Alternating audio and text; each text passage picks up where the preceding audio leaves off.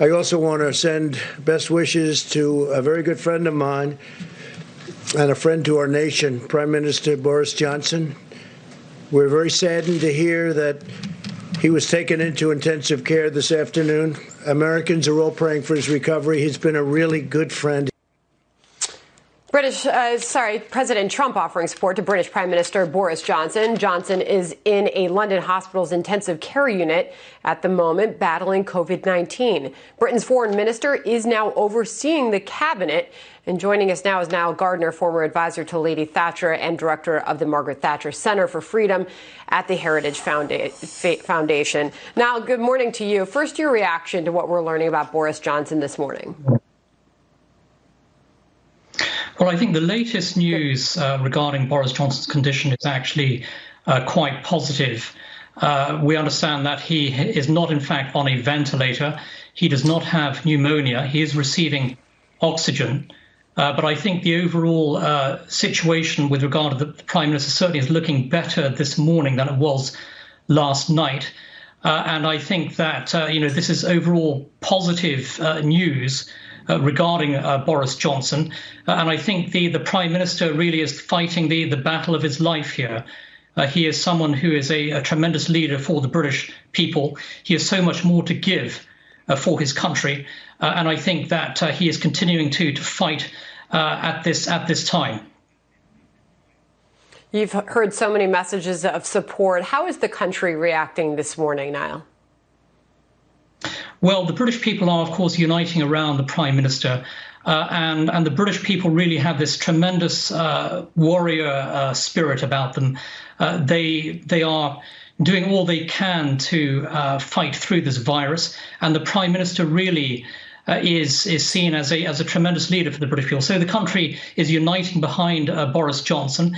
He is the man who, of course, delivered Brexit very recently. He recently also won, of course, a resounding election victory. He is a very popular Prime Minister. But I think on all sides of the political aisle, the British people are standing with the Prime Minister. And they are standing with his family. They are standing with a Prime Minister who has dedicated his life to serving the British people. And I think the whole country today is uniting around the Prime Minister.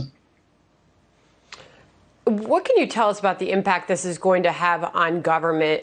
We know that the foreign minister now will be leading Boris Johnson's cabinet while he is in the hospital. The new leader of the Labour Party is weighing in on how Parliament needs to operate moving forward. I'll get your thoughts on the other side. I do think we need to have a way for Parliament to operate effectively, whatever the circumstances. And I know that thought is being given to how we could act virtually. Some of the select committees are doing that. But the approach of the opposition is crucial in this. And as I say, we will be constructive, challenge where we need to challenge, but support the government where we can. What do you make of that suggestion now that Parliament needs to operate virtually going forward? Well, I think there's a lot of debate about when exactly Parliament will be back in place. But I think the government is continuing to function with full force. Dominic Raab, the Foreign Secretary, is now in effect running the country on a day-to-day basis while the Prime Minister is in hospital. And I think that certainly, of course, Parliament has a hugely important role to play. It's not certain when exactly Parliament is going to return. You just heard there from Keir Starmer, the new leader of the Labour Party, who replaced Jeremy Corbyn.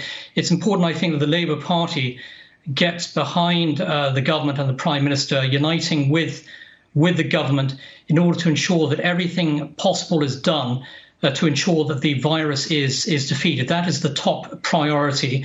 And I think certainly, Keir Starmer, the new Labour Party leader, has been, voicing strong support for the Prime Minister at this time. I hope that the Labour Party will work together with the government. We do not need a political division at this moment.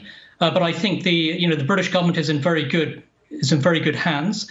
I think that Dominic Raab certainly will do a very good job deputising for the Prime Minister at this time. But certainly the British people are facing the biggest crisis they've faced since World War II. And as the Queen said in her magnificent speech on Sunday, this is a moment for the British people to unite together as one nation, standing together in the face of this crisis. And she gave a tremendous message of hope and optimism. And I think the British warrior spirit will prevail. And I'm sure the Prime Minister will be back with us soon at the helm. He is someone who has fought numerous battles throughout his life. Yeah. I think he's certainly fighting the battle of his life today, and I think he will be victorious. He is, and it's great to hear that he's at least in good spirits this morning, and I'm sure we'll get an update as the day goes on. Nile Gardiner, great to have you here this morning. Thank you, and be well. Thank you very much, Sandra.